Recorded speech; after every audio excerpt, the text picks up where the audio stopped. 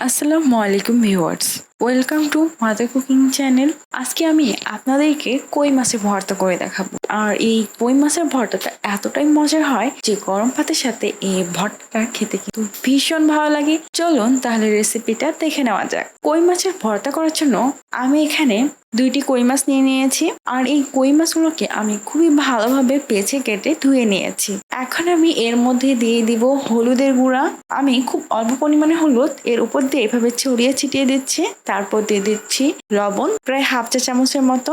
এখন আমি এই লবণ আর হলুদ দিয়ে এই কই মাছ দুটোকে খুবই ভালোভাবে ম্যারিনেট করে নিব। কই মাছগুলো খুব ভালোভাবে ম্যারিনেট করা হয়ে গেলে আমি চুলার উপর একটি কড়াই বসিয়ে দিব।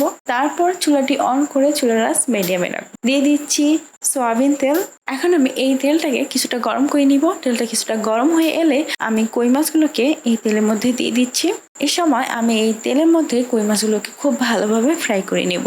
কই মাছগুলোর এক সাইড ভালোভাবে ফ্রাই করা হয়ে গেলে আমি এই কই মাছগুলোকে উল্টিয়ে দিচ্ছি।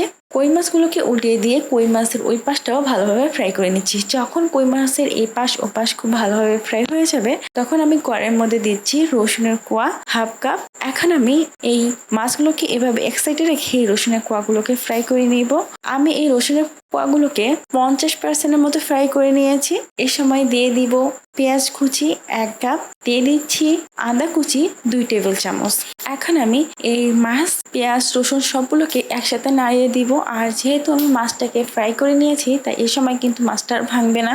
পেঁয়াজ রসুন আদা যেন খুব তাড়াতাড়ি সিদ্ধ হয় তাই আমি কিন্তু এর মধ্যে দিয়ে দিচ্ছি লবণ পরিমাণ মতো। ভর্তাতে যে লবণটা লাগবে সেটা আমি এখানে একবারেই দিয়ে দিচ্ছি। এখন আমি এগুলোকে আবারও খুব ভালোভাবে নাড়িয়ে দিয়ে কড়াইয়ে ঢাকনা লাগিয়ে দিচ্ছি। আর এতে করে কিন্তু পেঁয়াজ আর রসুনটা খুব ভালোভাবে নরম হবে। ভর্তাটা তৈরি করার পর খুব বেশি ড্রাই হয়ে যাবে না। আমি কড়াই ঢাকনা লাগিয়ে প্রায় বেশ কিছুক্ষণ সময় এগুলোকে ফ্রাই করে নিলাম। আর ফিরে এলাম বেশ কিছুক্ষণ সময় পর। এই সময় পেঁয়াজ রসুন আর মাছগুলোকে আর একটু নাড়িয়ে দিচ্ছি। তারপর আবারও কড়াই ঢাকনা লাগিয়ে এগুলোকে ফ্রাই করে নিচ্ছি।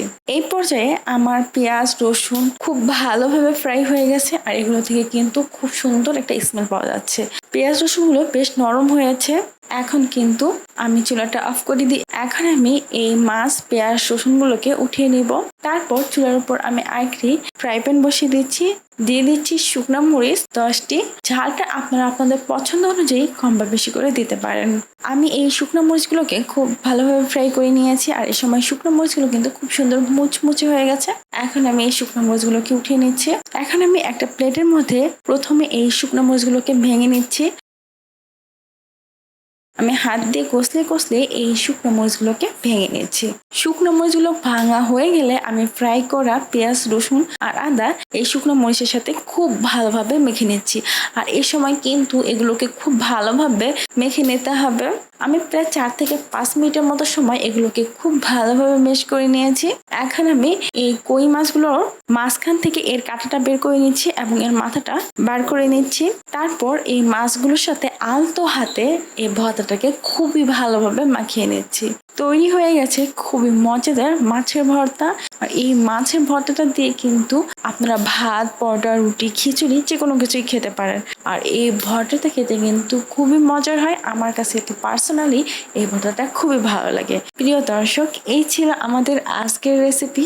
মাদার কুকিং চ্যানেলের আরও এক্সাইটিং রেসিপি নিয়ে আপনাদের সামনে আবার উপস্থিত হব। ভিউয়ার্স, আপনাদের সকলকে অনেক অনেক ধন্যবাদ জানাচ্ছি পুরোটা সময় আমাদের সাথে থাকার জন্য। আমি উইশ করব আপনারা সবাই ভালো থাকবেন, সুস্থ থাকবেন এবং মাদার কুকিং চ্যানেলের সাথে থাকবেন। এই চ্যানেলে নতুন হয়ে থাকলে চ্যানেলটি সাবস্ক্রাইব করুন এবং ভালো লাগলে লাইক কমেন্ট ও শেয়ার করুন। ধন্যবাদ।